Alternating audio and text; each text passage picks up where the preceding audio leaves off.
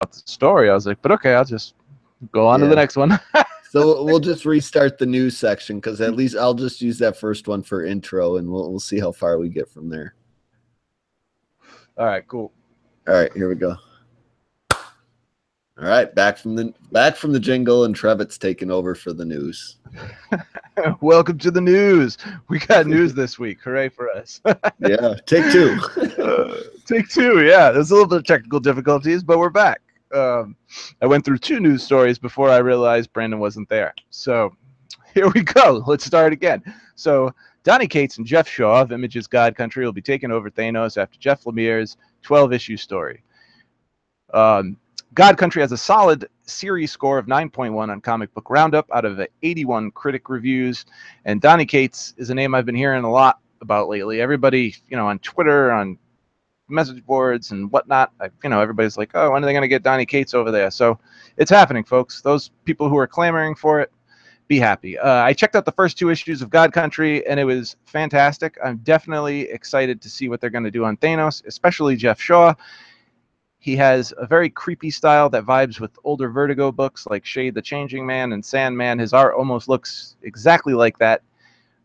Coates says the story he is cooking up has been giving him nightmares, and he can't believe that Marvel is letting him get away with what he's doing. If the strength of God Country alone doesn't make you want to check out this book, then maybe those statements will. On a side note, Donny Cates is also taking over Doctor Strange with Gabriel Hernandez Walther fresh off of Occupy Avengers. So that's pretty cool.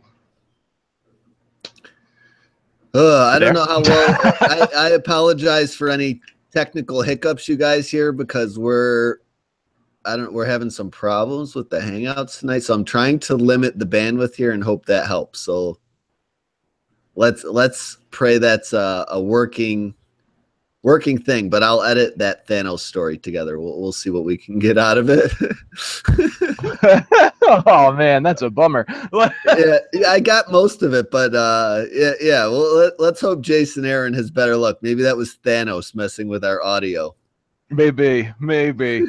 But yeah. So that should be cool. I mean, Jeff Lemire's been having an incredible run on Thanos. He's doing a great story. So judging by what I've seen, I mean, I thought God Country was going to be an ongoing, but after the 2 issues, I went and researched it a bit, and turns out it was just a 6-issue miniseries they did on Image, and it was really good. So if it's going to be anything like that, I think it's going to be great, because that seems to be a book that looks like it's right up his alley, because he's got another book, Redneck, too, about this psychic girl. All of his stuff, like his indie stuff, seems to take place in the South with like really hick people, because God Country takes place. That's a lot. I feel like that's like a quarter of the indie books and what they're about right now is like just rednecks running amok down south, so like true. Running some shit ass town and nutso crap happening. There are a lot of books like that. You got Southern Bastards. This is another one that's escaping me. I really like Southern I read like probably the first 6 or 7 issues of that. I don't know. I didn't stop because it wasn't good. I don't know. I stopped reading it. I hear good things. I have the first 2 trades, but I haven't hopped into it yet, and I have them all digitally on top of having the first 2 trades, but haven't cracked it open yet. Maybe next weekend. Who knows? Yeah. That's a good segue, because the next story is about Jason Aaron. So Jason Aaron teases more Avengers 1 million BC. So according to Jason Aaron, Marvel Legacy #1 will not be the first and last time we see the Avengers of 1 million BC. In a statement he made to IGN, Aaron said, yeah, for sure, absolutely. As for where you'll see them, I can't tell you that part. This is not a one-off appearance for these guys. This really sets up a story that will play out down the road a little bit. So this is the beginning of the next big story that I want to tell. So you'll see them popping up in the next book that I do. I'll say that. So that's cool. Yeah, that's really cool. So, last week I was, talking about the rumors of him doing Avengers book. That statement alone just really makes me think his next book is going to be an Avengers book, because he also said, I think you said something to this effect about when we were talking about what Marvel Legacy was going to be on top of that Avengers million BC story, and it's going to be checking in with everybody throughout the Marvel universe. I forgot what you said. It was going to be like, that's going to be the main story, and then we're going to have like little pop-ups of what people are doing now, Mm-hmm. And that's exactly what it's going to be. So what, he was talking about the differences between that and DC Universe Rebirth #1. And he said, in this book, it's, you know, we're going to get that story, which is going to go forth. It's not like it's a one shot, but the, you know, the story's going to continue in Jason Aaron's next book, whatever that is. And it's also going to, you know, it's for new fans. So it's going to tell you where all the characters are. So you know, technically you won't have to go back and read everything up until the point of Marvel Legacy. You can get that one shot, and then you could read Iron Man, or you could read Captain America, or you could read, you know, anybody that book's going to touch on. It's going to give you the information you need, supposedly 50 pages. We'll see. But I mean, I have faith in Jason Aaron, so that's cool. Yeah, I like Jason Aaron a lot. So I think this book will be the Legacy book will be pretty good. But you know, as far as the page count and the price goes, I wish they would have did it a little more Rebirth style than typical Marvel, you know. Yeah, because pinch every penny out of your pocket we can get style. Rebirth was like 80 pages for $3, and this is 50 pages for $5. So, well, really $6 because it's $5.99. All right, yeah, $6. I thought it was $4.99. Yep, so $6 for 50 pages. Like, Jesus, like you get less of a page count and it's double the money. The DC sounds like Marvel. Well, a good thing they didn't do the goddamn 70, 80 pages, because they would have charged us $10 like they did with that Spider-Man 25 or with you know, several of the Deadpool issues, like number 30, I think was the last one they did it with. That's true. I'm also happy they didn't pad it down with like little extra side stories with no-name writers and no-name artists, because sometimes they did that with the Spider-Man issue. They padded it down. Oh my God, they were all garbage. Yeah, it was all garbage. So next up, this is going to be this week. It was reported that Moon Knight will be returning. Thank God, I love Moon Knight. It'll be written by Max Bemis, who has done some guest writing on Marvel with A+X, and he's also done some stuff for Boom Studios. He did that the Superman Elseworld story for the DCU line. What was it called? Jim and Eric loved it. I forget what it was called though. Fuck, why can't I remember the name of it? Anyway, yeah, he's done some good stuff for. Oh, there we go. I don't know. I've never read anything by him, but you heard it here first. He's, you know, people have liked his stuff, which is good because I've never fucking heard of him. And apparently he's primarily a musician. Like he's been in a couple of bands that are of note, I guess. I don't know. I'm an old bastard who's out of touch. So I've never heard of him. But and the art, which is pretty cool because I love this guy's art. The art is by Jason Burrows, who has done a lot of work on Avatar Press, like Crossed with Garth Ennis and Neonomicon and Providence with Alan Moore. Bemis says they're not going to be exploring his psychosis because, you know, Jeff Lemire did that and he ended it. And, you know, we're going to put that to bed for a fucking little while because we had 14 long issues of it. It was spectacular, but there's only so much of Mark Spector's psychosis you can do. This time we're going to focus on him being a vigilante for once. And, well, he didn't say for once. I'm saying that because it feels like forever, you know. But he's going to be a straight-up vigilante, and he comments that Moon Knight has never really had his version of the Joker, like an arch nemesis.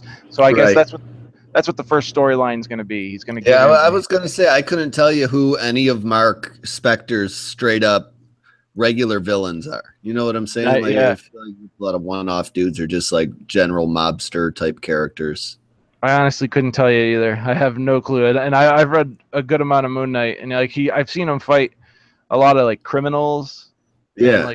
And I've seen him fight a lot of people like that you don't know if he's actually fighting because he's crazy. Right. But and I read some of the Bendis series. Throwback type stories, a lot of flashbacks to his days in the army and his mental fucking battles he fights. But I've never seen him fight like an actual villain that he's fought regularly. I don't know if he actually has one. I want to read the Charlie Houston run because I think that's like maybe like one of the best vigilante runs he's had, but like, you know, before like way back in the older runs with Bill Sienkiewicz that I haven't read. I heard those are really good, but I haven't gotten to them.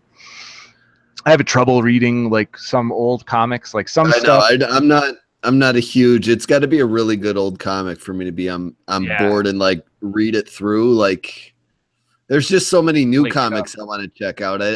Yeah, And I yeah. like the newer style way more than the older, like fill the word bubbles and thought bubbles all over the fucking page. It takes forever to Yeah, read it. And because some stuff is like is hard to get through, like very dated, the dialogue and whatnot. When you go back to the yeah, 70s, some 80s stuff like New Teen Titans, I can get through. I liked some Superman, like Alan Moore's Superman. He only did a few issues, but that was really good for the time. Watchmen, stuff like that. But like, it has to be really special if it's old in order for me to read it. Otherwise, when I read it, I'm like, Jesus Christ, who the fuck talks like? I'm sure for the era, like you can walk outside and hear people talk that way, but nowadays it's like fucking Chinese to me. So I'm like, nobody talks like this. It's kind of hokey to me, but like 90s now, like that stuff speaks to me more. So, but some stuff's good. Maybe I'll get to it someday when I finish all 50,000 comics that I own. So, yeah, right. but other than that, I just got a few things from Marvel Legacy. One is that just storylines, creative changes. Like I saw 20 books, I guess they announced. It's not. It's like a preview for November solicitation. One is Old Man Logan number 31. So I guess they're gonna do a Hand story. So Yeah. Logan's gonna be fighting the Hand. That sounds pretty fucking awesome. I'm always down with Old Man Logan versus ninjas. Me too, right? I mean, Ed Brisson, what a start! Like you start with Yeah, his I love Ed Maestro story. Brisson's Old Man Logan run so far. I know and I don't think it's gonna get bad. Like every issue I read, by the end of it, I'm bummed that it doesn't go on and on. I'm like, I could I just know. read I issue do. 10. I read them so quick. I read them a couple times too because I'm like, I had to have missed something. I read that so fast. And So awesome. So first, we're all lucky because first we got to see him fight a bunch of Hulks, which is always amazing, and then we get to see him fight ninjas. So who can't be happy about that? yeah. He still didn't even get to the big official Hulk yet. Like him and Maestro didn't even square off. He's still Not yet. taking out all these little guys all over the place. I can't wait. I can't wait for that. I think we talked about this before, but Scarlet Spider, Will Slinney is going to be taking over, who did Spider-Man 2099. So I mean, his it's decent. Well, I mean, we'll see how he does on this book. I can't really say anything till I see it. I guess I saw some of the 2099 stuff, and I wasn't too crazy over it. But then again, I know. I told you, I'm like, check it out because I don't know how this is going to roll with Ben Reilly. It might make me just go digital on the book, to be honest with you, because I'm really digging Bagley on it. I feel like he just got comfortable, and now all of a sudden he's gonna get pulled off for Venom. Yeah, this is a bummer. Yeah, there's so many good spider artists in the fucking Spider-Man office too. I don't understand why this dude is. I don't want to shit on his art. It's not horrible, and it's not awful, but he doesn't do a lot of backgrounds. Like it's a lot of single, like Batman Beyond type panels, like single color backgrounds, and just the colors are a little too bright for maybe that's just because it was 2099 story. I don't know, but I've been having anyway. I have a little bit of problem with Marvel and their art because, like, even if a book is monthly, it doesn't necessarily you would figure that would be enough time for the artist to complete it, but not every book, for some strange reason. Not like even if a book has an artist, like say Gabriel Hernandez Waltha is on a book and it's a monthly book, like he'll do 3 issues and then he'll be off an issue or 2 and then it'll be 3 issues. I'm like, what is like? It's a month. Like you can't draw an issue in 4 weeks. Like. 23 days if you do a page a day, you got like 7-8 extra days off. Like you can't get it complete. It's a bummer. Like I just wish the same artist every day. I mean every month. It affects my trade buying too, because when I buy a trade and I see different art in that trade, I'm like it makes me want to think about it, you know what I'm saying? And unless it's a crossover type story, it doesn't bother me so much because you're reading different books. You're not going to get the same artist on every book, but it would work out if it was more like DC really thought about it when they did their bi-weekly schedule. They mostly got 2 artists that complemented each other very well. So it wasn't like a big difference, and you knew it was coming, and it was steady. It was either one of those 2 artists, so you knew exactly what you were getting. And like it's not like Daredevil Green Arrow's been the most consistently great book. And like. Take Daredevil, for instance. You got 2 artists on that book. You got Ron Garney, amazing. And then you got Goran Sudzuka, who fills in when Ron Garney's not on there. Both like really great artists. And now, like this past arc, we've had this guy Alec Morgan who does like Beavis and Butthead art. It's disgusting. It really is. It's fucking awful. Me and Aaron talk about how much we hate this art, like, and how much it just ruins Daredevil for us. And you know, it's stuff like that. Like, well, what the fuck? Where's Goran Suzuka? Where's Ron Garney? Like, well, you know, come on now. Yeah. But they must be getting ready for some legacy project. Like, I'm sure that's what's happened towards the end of these runs here before legacy. Like, they want these guys to kick off the legacy book they're going to be on and have the first couple issues in the bag, maybe. And that's why we're hitting these art hiccups all over the place. After this arc ends, it's been bi-weekly lately, but after this current arc ends, Garney is back. And by the and then it's going to be September, and Legacy is here at the end of the month. So we'll get like a Garney issue, and then Legacy starts. So you're right. So it'll be Garney through that. Actually, I'm wrong, because the first issue of Marvel Legacy for Daredevil, I have it right here. That was going to be one of the books. The cover is done by Bill Sienkiewicz, but the interior art is done by Stefano Landini, whoever the hell that is. And therein lies my problem right there. Like, Ron Garney's coming back right after Alec Morgan does this issue. So what's he going to do? An issue, and then we're going to get this guy, and that just throws me off, you know? Yeah, I know. It's like such a dick tease. So at least, I guess, All New Guardians of the Galaxy, I guess, found their secondary artist to Aaron Cooter. You know, they've been doing those one-shots to, you know, there's only 4 or 5 members of the group. So after the 3 or 4 issues, they don't have any more story to explain about who was where before the first issue. You know what I mean? Which is what they were doing with the Chris Samney issue, the Greg Smallwood issue about Drax. They had that issue about Gamora. So now they're going to need to split their times. They're going to need a secondary artist, because it's still going to be bi-weekly going through Legacy, because in the solicit they have for November, I think it's November, they have it solicited for 2 issues, number 146, number 147. But they picked up a good artist. He did this week's issue. It's Marcus 2. He did the Bloodhaven arc over at DC for Nightwing. He does incredible art. He also did some work on New Avengers.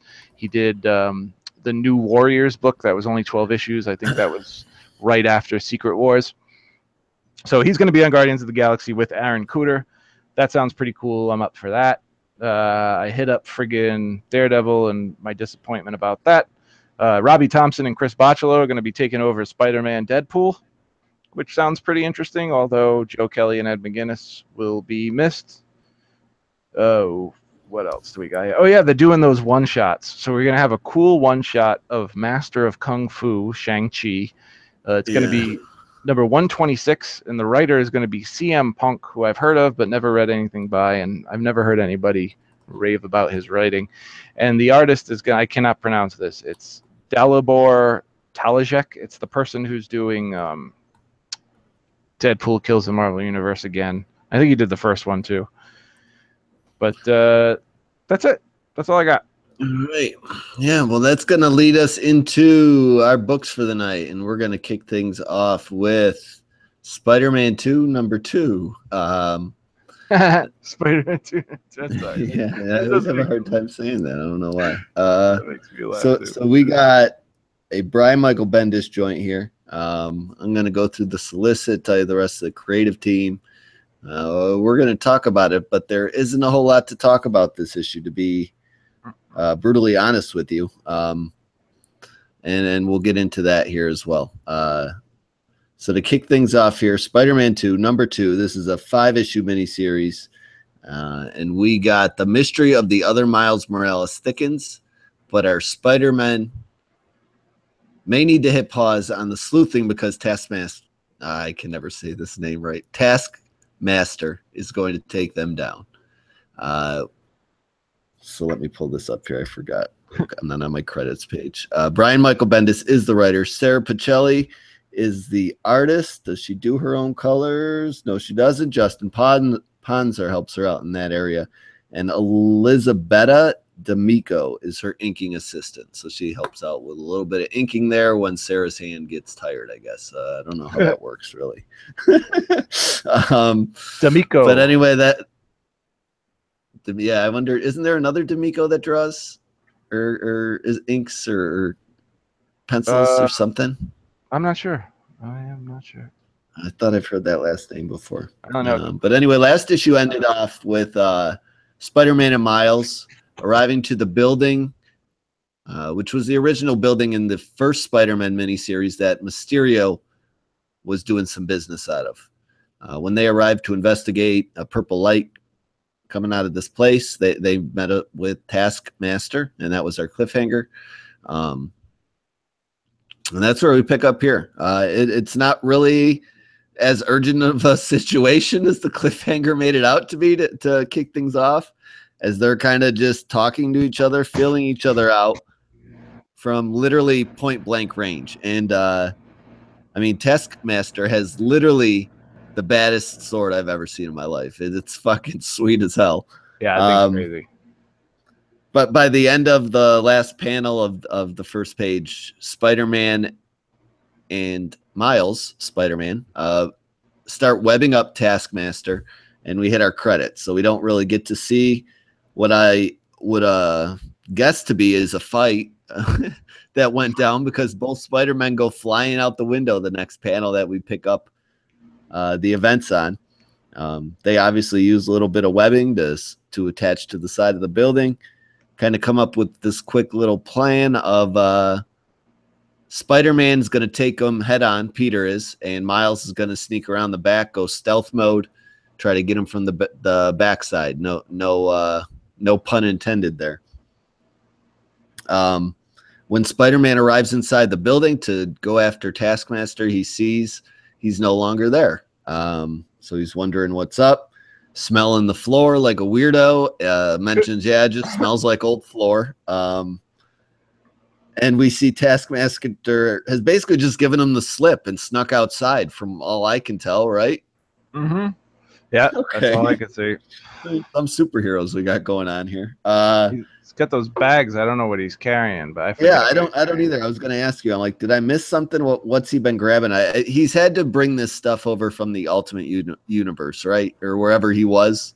Yeah, that's what I was thinking too. So he's loading it up into this Jeep, whatever he has. He's talking to what is the other Miles Morales on this comm system he has, going back and forth with him. You know, talking about some shady deal they have set up, when Miles overhears what's going on and hears him call this guy Miles Morales. This flips him out. He's like, well, how did you hear that name? And he goes after Taskmaster. Taskmaster pretty much handles him. Miles ends up webbing his hand to the car.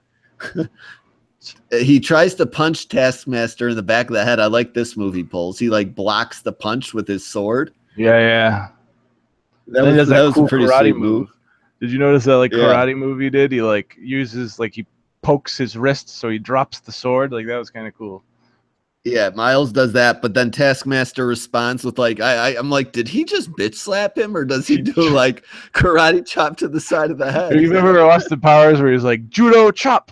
That's what I thought. It was judo chop. Yeah, there you go. So it's either Austin judo chop or he's getting bitch slapped. He's getting by Felicia right in the side of the head. Anyway, Miles attaches onto his face. Now he's straddling him up top, because this Taskmaster is like a supersized dude. You know what I'm saying? He's not. Dude. He towers over Miles, and even Miles' action figure is a little smaller than a normal sized hero, because he's still a teenager. So he's up on Taskmaster, and he's like, "Give me information, or I'm going to Venom blast your ass." And Taskmaster's like, I've prepared for you. And he basically gives him a version of his own Venom blast, not necessarily a Venom blast, but electrocutes him basically. You know? This is my favorite part of a not so great issue, is Peter's up on top of the building and tries to web Taskmaster. That was freaking hilarious. And he hits Miles in the back of the head. He's like, oh, don't tell nobody about that. He's like, yes, I just missed. I was aiming for you, but to be fair, he was really jerking you around. That was I don't know. I really like that panel. It was bring some levity to a fight scene that's not really needed, like the action. You want some tension in this book, which you don't really feel any at all, because this entire interaction with Taskmaster has been taken pretty lightly. You know what I'm saying? Yeah. Oh yeah. They've been joking around. But anyway, Taskmaster. Yeah. I like his move at the bottom of this page here. He pulls like some magic ninja stars out of his ass. I don't know where these come from. I don't either. I was like, are those laser ninja stars or something? Yeah. So crazy. He sends them flying at Peter. Peter, I guess, dodges them, maybe gets hit by some of them. It's hard to tell from the art. And then he drops to the ground to meet Miles, and Taskmaster takes off from this, I don't know, it looks like a Ford Bronco that he was loading up with all this nefarious, fully loaded bags. And as he's taking off away from these two on foot, he just decides to blow up the car he was loading up.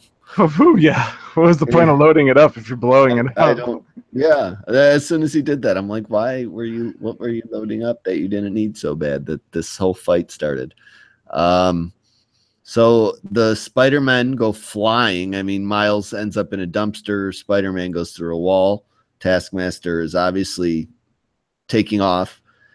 And Miles and Peter end up meeting up by the bottom of this page, and Miles tells Peter that he knows his name, or that's what they understand of the situation so far.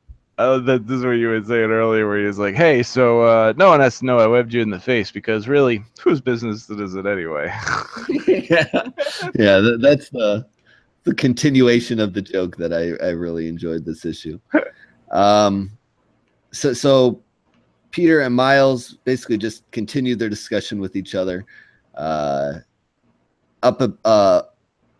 the cops up atop this roof before they swing off, and kind of mention they're gonna go find S.H.I.E.L.D. and tell them something's fishy going on, right? That's what I understand of this. Yeah. I think so. So then we start dealing with all this like back in time stuff again, like we did in the first issue. Miles looks to be, I don't know, studying or stargazing in the back of his school. Gets approached by that girl he really liked from the first issue, Barbara, who still looks pretty good here. She's got that sexy little nose ring in that always gets me. By the end of the panel, end of the page, it's a splash page. Miles asks her out on a date. And then gets like a text from Peter Parker saying, meet me for lunch tomorrow. He's got those ears. Like, look at his ears. Miles looks way off in this.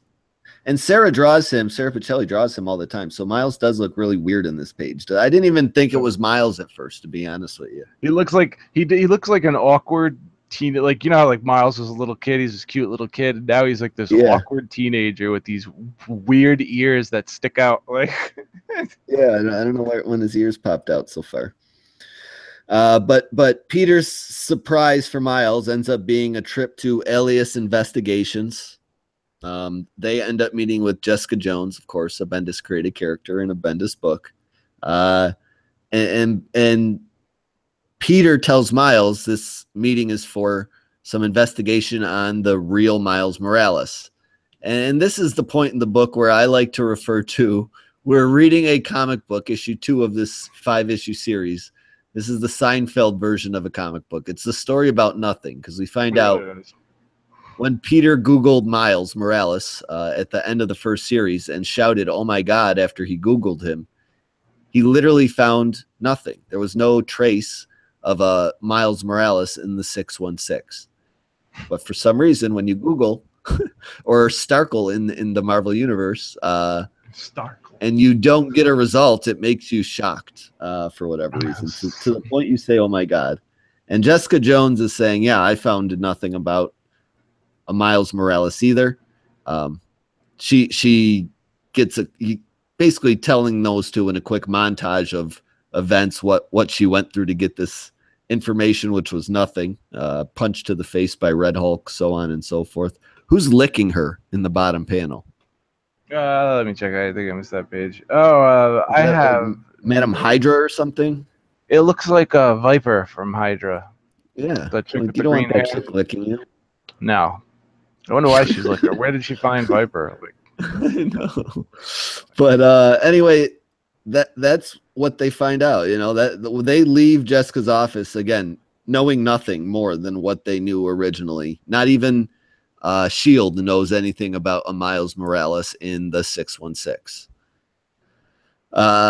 So then we end up catching up with, again, the previous issue, one of the cliffhangers with Miles chasing after this jet. But here's my, didn't we see the end result already? Like, Miles already lost the jet. Why are we recapping this? It's a waste of page. The only difference we get here is a brief conversation between Taskmaster. We see he's on the jet with Miles Morales, the 616. yeah, we just get more of what's going on from a different perspective. So instead of, like, in the first issue, we saw it from Miles and Peter's perspective, and now we're seeing it through Taskmask's and the full Spanish Miles Morales. Yeah, the Scarface version of Miles Morales. Yeah, Scarface.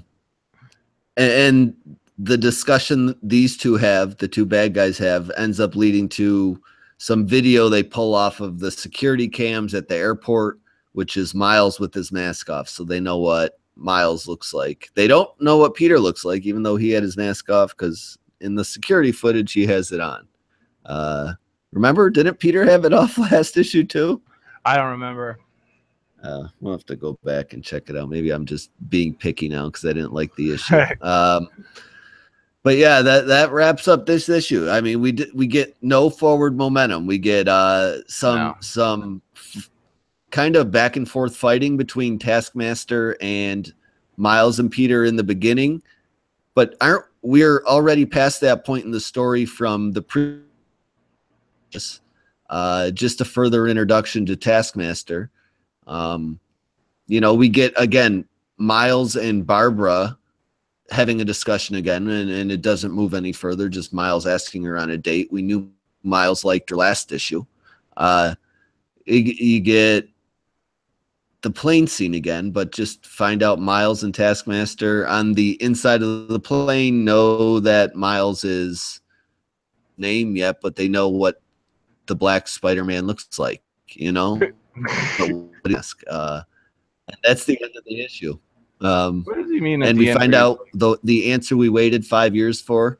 What Peter Googled and the results was literally nothing. That's the answer to a cliffhanger. 5 years in the making. Over. Your answer is nothing. So the art is even kind of a step down from how Sarah was just fantastic on the book. I feel like this rushed and I don't know, kind of like a filler issue for sure. So it's a forget for me. You could skip this issue in the miniseries and come back for issue 3 and not really miss a beat.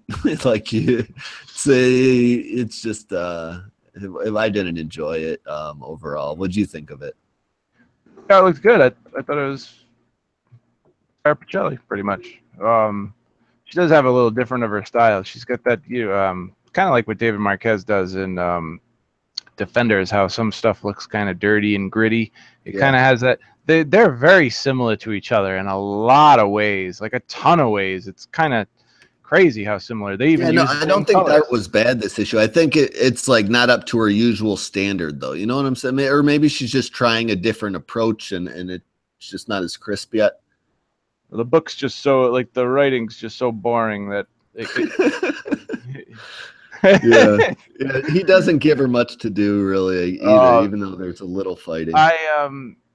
You know, it's like you said earlier, it's like an issue. It's like Seinfeld. It's about it. You got some funny dialogue, but it really you don't get anywhere. You don't get anywhere. Period. Like nothing different from, like, you know, oh yeah, the end of the first issue we got Taskmaster, and then we got a little bit of fighting, but we got no information of why he's there, how he got there. We know he works for the Miles from this universe. We don't know how. Like, we don't even know if this Miles is from this universe. If he is, right? Like, oh, I don't know anything. It's a 5-issue series. We're 2 issues in, and I don't know a goddamn thing. Nothing has fucking happened at all. I can't believe the same guy who's writing Defenders is writing this, because Defenders is like has been so fucking good, and this book, like it's like he's pouring all his energy into that book, and everything else is just falling by the wayside. Like Spider-Man has been boring as fuck. This is boring as fuck. It's time for him to take a break from Miles or something, because he just doesn't know what to do. Like the whole big point of this event was to find out who the 616 Miles was. We see him. We know he's Scarface. I can't imagine anything more than what we already know being interesting, and we know nothing. We found out what Peter saw at the end of the first series, which was fucking nothing, which means his whole shocked face was just fucking bullshit.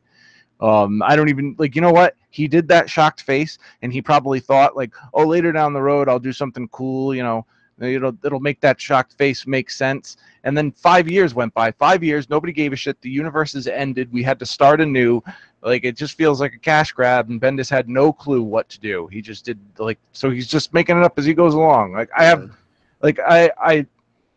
would like to eat my words. Like, maybe next issue we get a bunch of information and a bunch of action and a bunch of awesome stuff happens. But right now I just don't care. This is 2 issues in, and this book has not grabbed me, has not made me say oh, I can't wait for number 3. I don't care about number 3. I honestly just don't give a shit about this book. It's a forget altogether. I hear you. I don't want to be so harsh, but yeah, I'm with you there. There's books Bendis puts effort into, and there's books he doesn't. And this, you can tell this is one that I don't know if his heart's not in, or it's just he needs a paycheck. It can't be that. It can't be, yeah. Do you see the cover for next issue? Is that atrocious, or is that just, am I being picky? Looks like Mark Bagley did it or something. Yeah, that's not a good cover. That doesn't make me want to buy next issue. You know what I'm saying? First of all, he looks like some, I mean, he's got scars all over his face, but how much of a bad guy does he really look like in blue jeans and a maroon t-shirt? You're not stronger than Miles. We don't know you have any superpowers right now. No, we don't know anything about him. Miles can venom blast you in the position you have him in right now, and this story is over with. He tells Taskmaster that, if you kill them both, if you don't kill them, I'm going to kill you. You can kill him? We just saw him, make 2 Spider-Men look like jokes. You can kill him? Right. Yeah, why are you scary? Give me a reason to be scared of you, because scars on your face aren't it. And then he says, when they were chasing the plane, they got away, and he says to Taskmaster, that almost became something I have fought my entire life to avoid. First of all, Miles is 16, 17. This guy's 30.